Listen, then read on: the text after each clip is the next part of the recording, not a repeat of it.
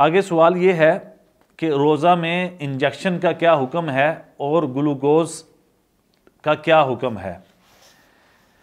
रोज़ा की हालत में देखें, इंजेक्शन रगों में मसामात के ज़रिए अगर कोई चीज़ रोज़ादार के बदन में पहुंचाई जाए तो इससे रोज़ा फासिद नहीं होता, इसलिए कि इंजेक्शन से रोज़ा पर कोई ख़राबी नहीं होती।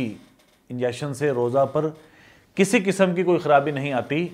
लिहाजा मुफ्ता बिही कौल यही है, मुफ्तियान किराम की तरफ से मुफ्ता बिही कौल जिस पर फतवा दिया गया है वो यही है कि गोश्त में या रगों में अगर इंजेक्शन रोज़े की हालत में लगाया जाए तो इस इंजेक्शन के लगने से रोज़ा फासिद नहीं होता।